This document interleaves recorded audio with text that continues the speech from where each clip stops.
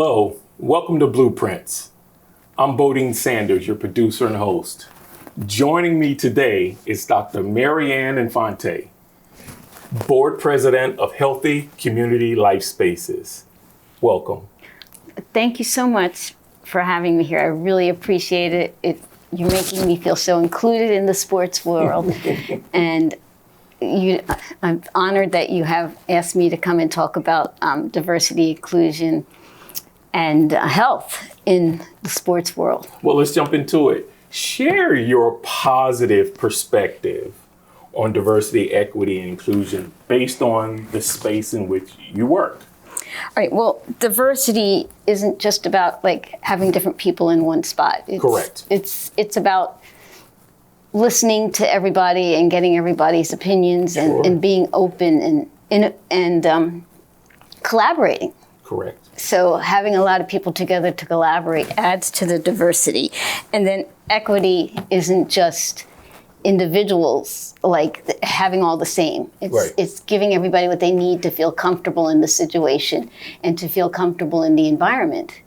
So then inclusion means you got to make your environment so that everybody feels comfortable and can benefit from the environment. Absolutely, absolutely. Well, let's talk about Healthy Community Lifespaces. Tell me about it. How was it started? How did you get involved? Well, I've always worked with special needs population, and I have a lot of friends and different people, but when the pandemic happened, it really sparked the starting of the nonprofit because people weren't getting healthier. They were getting less healthy in the pandemic. So a lot of the people I talked with and the different people actually all over the country I've talked with, they were like, I can't believe it. You know, you'd think the pandemic would make people more healthy. Some nonprofits even went under because of the pandemic that were trying to create healthy environments. There was one that was helping schools to have better wellness plans and things. And they went under during the pandemic because everybody was secluded.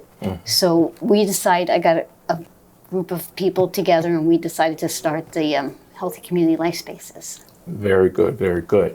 How does diversity, and you know I love sports. I was a former student athlete in college. Let's talk about how diversity intersects with Healthy Community Lifespaces and what you're trying to do within sports. Okay, well, sports, it's important to have a healthy community in sports. And Healthy Community Lifespaces is, I'm gonna have to pull this out. Okay, so the State Health Improvement Plan, we've been involved in the State Health Improvement Plan. And that is a bunch of different agencies getting together and coming up with goals and objectives for the state of Pennsylvania. In fact, this drawing, it talks about health equity, and it was drawn by a student in a school. Very good. Our nonprofit got the students to draw this and entered the contest to draw this so they would learn about real health. So part of some of the goals in here actually talk about schools allowing the use of their facility. Right. And I just got one school that's now opening up their track because we talked with them and the community has been saying, can you open the track? You know, we in the community want to be healthier. So that's sports in itself. And then also in sports places, they need to be more healthy. We're trying to get people to think about health in all policies. Right. So if you have, and having other people come in and help, there's so much misinformation out there. So having a group of knowledgeable people help you and maybe dispel some of that misinformation, we can do that, you know, and we can come in and help because there's a lot of agencies out there. There is the Alliance for a Healthier Generation, but they just give you the information. We're trying to actually help you shift through the information and how to incorporate it in. How do you break through? Oh. You know, how do you get that information and break it in? Right. And trying to dispel myths. There's a lot of myths out there. Right, and we talked about this a few days ago, so we're going to jump ahead just a little bit. Debunking the myth or the belief that eating sugar before an athletic competition is okay. It's not okay, right? Okay, so that goes back in history to that people used to, before they did all these scientific experiments, they thought, oh, you eat sugar, you feel this energy, so it must be good. Right. But then all the current evidence says, no, you eat the sugar and yeah, you feel this burst of energy, but then you have a low. Right. So it's not really helpful. Right. And then I can show you some of my props. So one of the things we're trying to get things to do, like this is a pixie stick. See how big? It's bigger than a piece of paper. Right. So when I don't know about when you were young. When I was young, pixie sticks were this big. Okay, they're filled with sugar. Right. And actually, I remember them. Okay, you remember them. Well, actually, in 2011, a middle school, because middle schools now have wellness plans. They all have wellness plans. They don't allow candies in school. Right. But why should athletic places then? You see what I'm saying? Right. So if how does that intersect? And if the American Academy of Pediatrics says a kid shouldn't have more than 25 grams of sugar a day, of added sugar. Right. This has 26 grams of added sugar, and they are giving them out, or whether they're selling them in the concessions at athletic events. Right. So, and it's booked as pixie stick candy is filled, it's a fun-filled straw. So people think, oh, they're fun. Mm-hmm. And I've actually had a kid come up to me and say, yeah, I have to eat candy. I mean, this is a young child today that doesn't know about this new evidence, and possibly the parents don't know either. Because, right. And obviously the Athletic Association selling this in their concessions doesn't know that that's not true. So she said, oh yeah, I have to eat a lot of sugar, then I'm gonna do better in my athletic event. And it's just not true. So what we need to do now, instead of having fun-filled straws, we have to create fun-filled fruit, because fruit also makes, if you're diabetic, you can't eat that fun-filled straw, so now you're excluded. How would you feel if everyone in the thing is eating that and you're not allowed to? Right. So what we need to do, diabetics can have fruit, actually is recommended fruit before things. So we just need to make fruit fun. So here's my running back banana. I think you get the number. Yes, all right, so you can have running back bananas. Right. You can have, awesome oranges. You can also have your defensive apple, because an apple a day keeps the sugar, keeps the doctor away. So right. there you're defensive, okay? So if we could make fruit fun, and it's actually cheaper. Right. A case of these is more expensive than a case of apples.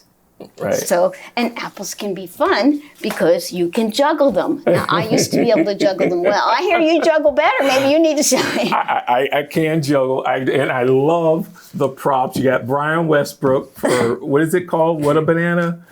Running back banana. Running back banana. And then you, of course, thank you for being so nice. You have my number 42. I appreciate the props. Very, very good. Very good. So the question is, how do we get the athletic associations, the schools, to understand how important it is to change their behavior regarding the concession stands, right? That's what you're trying to do, right? Well, that's one of the issues, yes. And getting schools to actually follow their wellness plans and to open their facilities to the public. There's a lot of things that they're requesting in here. They're saying everybody should be thinking health first. One of our ideas, we try to come up with a lot of innovative ideas. Mm-hmm. So we will offer workshops or talks with your kids if you want about it. I've donated cases of apples to say, hey, if you'll switch your stuff, I'll give you a case of apples to start with, and you can see how the kids love it. So you mean switch out the candy and give them the fruits? Yes. That's awesome. And I've had people come back with feedback. Yeah, the kids loved it. The kids love watermelon. They love apples. So, but they don't need to. Some people think, well, it's the parent's job, but that's another myth. It's not. It's a fallacy that it's an individual job to be healthy. It's the community. You need the team to be healthy. Everybody needs to do their part. Everybody has to be on the team. So, when everybody realizes that, I don't. That's why I'm collaborating with you. Any ideas? We need as much collaboration. We need as many people out there to join up with us and say, wait a minute, this makes sense. Can we join you? Can we help get the message out there? Because there's wellness plans, but a lot of times they're just, okay, our board has to write a wellness plan. Oh, we have to write a DEI plan. But it's the implementing. And that's what we want to help with implementing. Do you want your kids with diabetes to feel left out at your event, really? I mean, if you're doing DEI, you're going to say, no, I want everyone to feel included. Right. So it's not just even health, it's inclusion. So if I offer apples, and then maybe there's a kid that's allergic to apples, so maybe I'll have oranges too, but they're both fruit. Right. So they'll still feel included, So having a diverse group of fruit is obviously going to give everyone an opportunity to eat healthy versus having the diverse candies and potato chips and the things that are not necessarily healthy before you participate in a game. Or even if you're just a fan and you're there watching the game, everyone should be participating in eating healthy. Yes. Does that sound right? Yes, and actually the World Health Association recommends that in all youth events that only nutritional foods be served.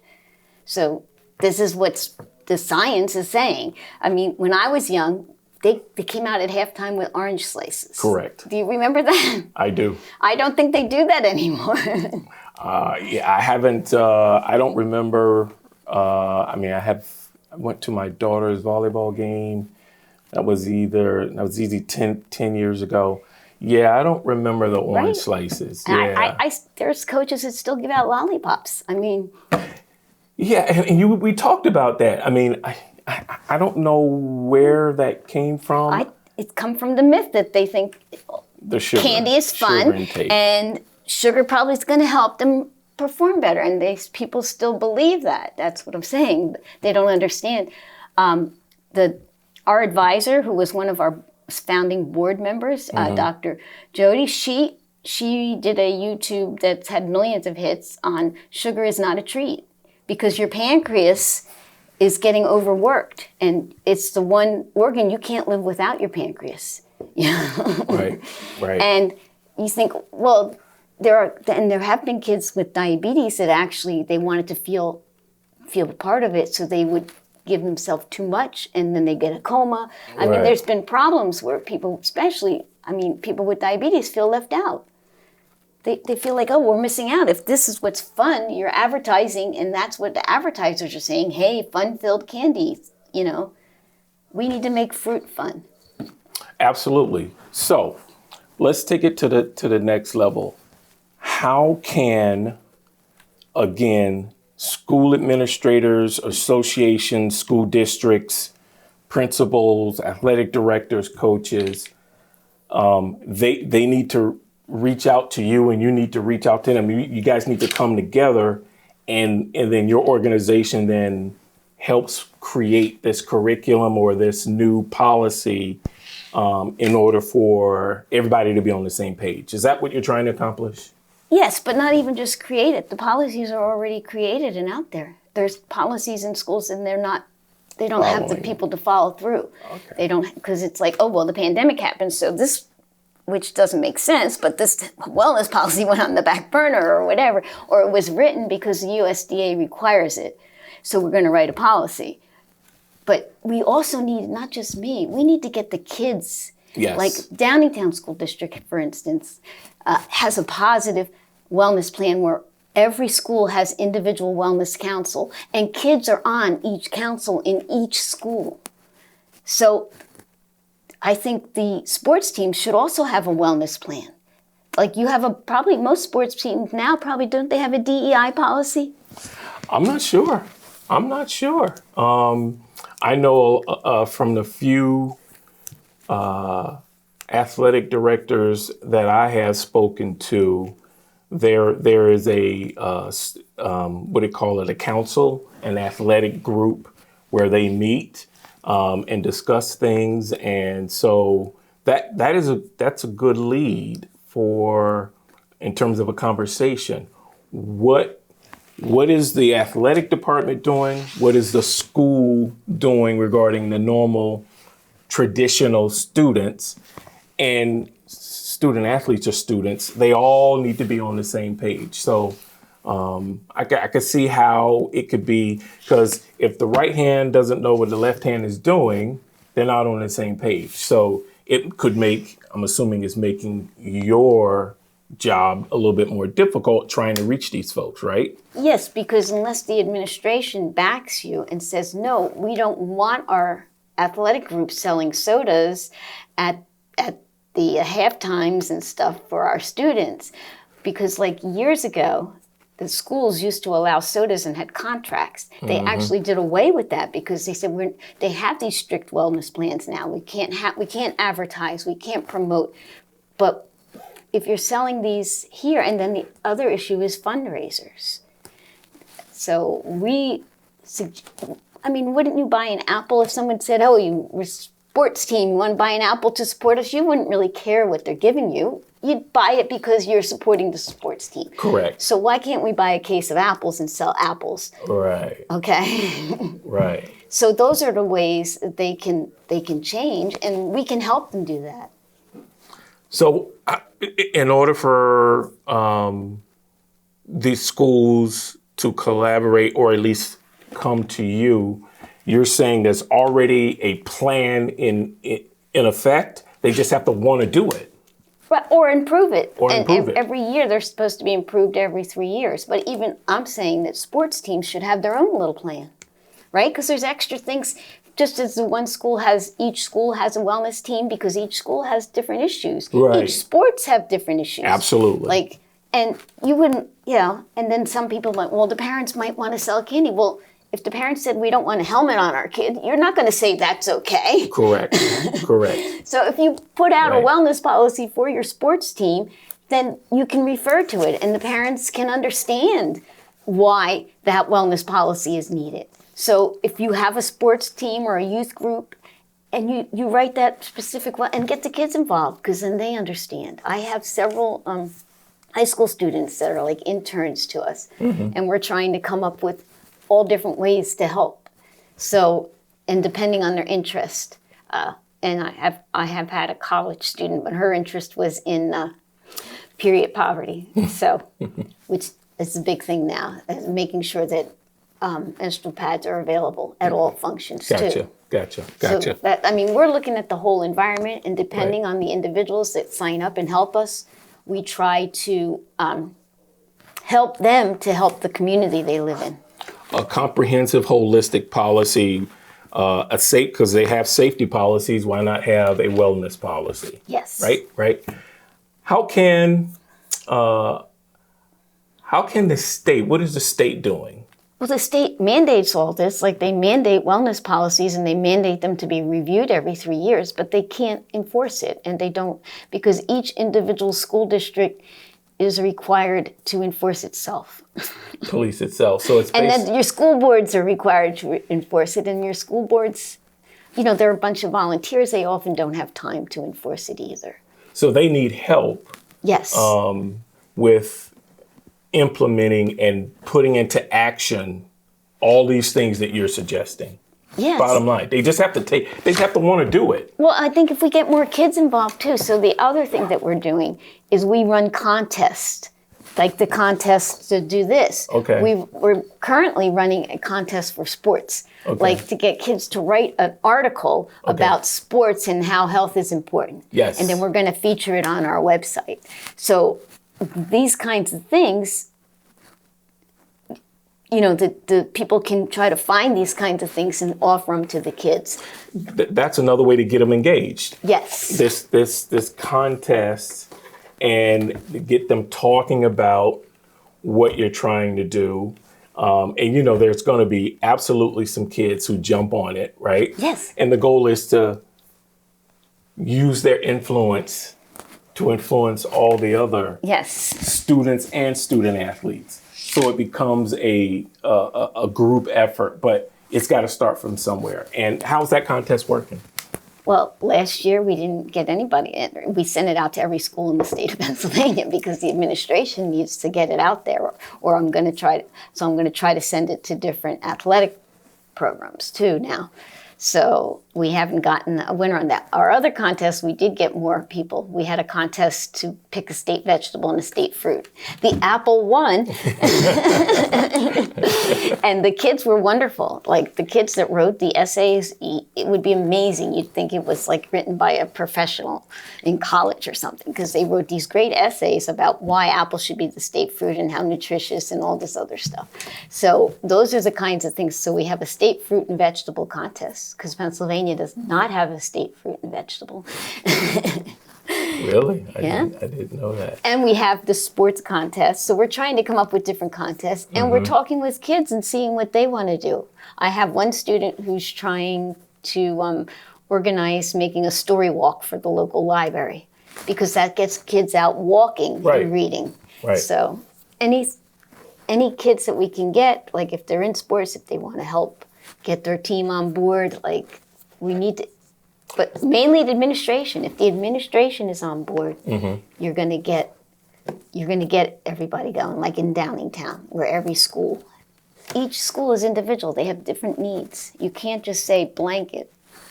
Well, let's hope this message reaches some folks in the Radnor Township, Lower Marion, and Narberth, and those who work in the school system will give you a call or send you an email and contact you. That'll be great. I tell you, the conversations that we had prior to taping, I mean, that's why I really wanted you to come, because as a former athlete, I'm telling you, I know the highs and the lows, the peer pressure, where you're going to eat, you're hanging out, you're busy, you maybe didn't eat the full lunch you were supposed to eat. So now you're trying to stuff something down an hour before practice, right? Or after practice, it's going to be a while before you get home. So you're not going to grab the easiest and healthiest thing. You're going to grab what's quickest, right? And they're selling right there at the concession. They're selling them right there. So, I mean, it's a challenge. It's definitely a challenge. And what else are you running into, or what else would you like to do within these school districts? Well, basically just get them, running the contest, getting the kids involved on the wellness teams, and realizing that there are even more work. Give them the resources, collaborate together. When you collaborate, you hear some of my ideas. They might have good ideas. The kids will have good ideas. People all over will have good ideas. And to be more inclusive, and to realize that sugar's not a treat and you shouldn't be giving it as a reward, because sometimes they still give it as reward to children with special needs, which is even worse. Right. Because children with special needs, they don't have, under the self-health improvement plan, there's not enough dentists for them because they have special dental needs. Right. And let's prevent that they have to go to the dentist more because they're handled Skittles every time they do something good. Like, we need to take, most of wellness plans say that we shouldn't give food as a reward. But some schools are still saying, but if they have a special need, we can give them candy as a reward. And listen, I am not here to beat up Skittles. I see the Skittles commercials, but I understand the pressure and the peer pressure, because if they see a professional athlete on the sideline, and I don't want to name that professional athlete, but those who follow professional football know who that particular former NFL player was. He literally would eat Skittles on the sideline. The camera would catch him. And so if those kids are seeing that. Right, the role model, you're talking exactly. And I can give you that Skittles, again, have more sugar in a packet than a kid's supposed to have all day. Wow. So, so you got to realize that maybe you're being okay with it, but even you can be fit, athletically fit, and still get fatty liver disease. Because if you're eating too much sugar, it can affect anyone. Right. So, and for kids, that's the big thing. Be a role model for the kids. And that's actually in a lot of the wellness plans. The wellness plans say to teachers to be a role model. So you want your coaches to be a role model, to offer only healthy foods at their events. And, these are things that the athletic people can do. And then you can have people come in and talk about overall health. Why shouldn't you talk about whole child health? Don't be on your phone too much. Don't do this. Don't, let them know why. Practicing outdoors sometimes is great, because did you know that if you get outdoors 2 hours a day, it helps your eyes, and children are getting more nearsighted because why? They're on their thing. Right. So they do some sports outside 2 hours a day. You're constantly looking around out at the trees, playing the ball, or whatever you're doing. So being outside 2 hours a day is helpful for your eyes, and sports can be with that too. And this is a suggestion, you probably obviously know this, but there are student leadership councils, which is part of the athletic department, where they have a group. There's obviously student class presidents and those types of groups. There's a Black Student Union or Black Student Council, AAPI groups. There's all kinds of groups. Why not create a group for healthy eating or wellness committee, right? That could be an option as well, and have that group take on this opportunity to share the right information with their cohorts, their classmates, and the administration. Yeah, and get the people that are the president to be involved with it too, because they'll be listened to. They could be involved with that wellness group. That would be great. I mean, that's why in the picture, it's certain things, people of color are actually have more health equity issues because of where they live, and they have food shortages. They don't have those healthy foods available. So if you have them at your athletic events, at least they're getting one, Right. Yeah. Well, listen, it's been a great conversation. I'm excited for you, and I wish you all the luck, because you're doing a great thing. And let's hope this message gets out there with the folks who are viewing this, and they will contact you. If you want to say your phone number and your email address, feel free to say that to the camera, and we'll go from there. Go ahead. Okay, my phone number is 610-505-0515. It's an easy number to remember. All my grandchildren have it memorized. And my email is healthycommunitylifespaces@gmail.com. That's the email for our nonprofit. And our website is HCL for Healthy Community Life Spaces Wellness.org. Well, thank you. Thank you so much for having me. It's been wonderful. Dr. Infante, appreciate it. Thank you for coming in. It was important for the community to hear about what your organization is doing, because we want healthier kids. Yes. It's important.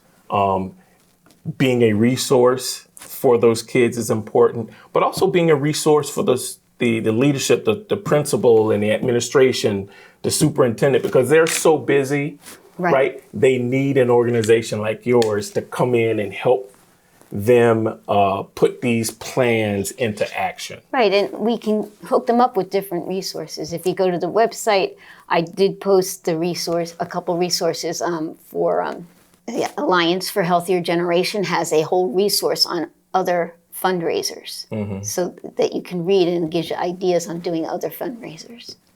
Awesome. Well, again, thank you for coming in. We've come to the end of our program. Thank you for your time. Stay tuned. There'll be more to come.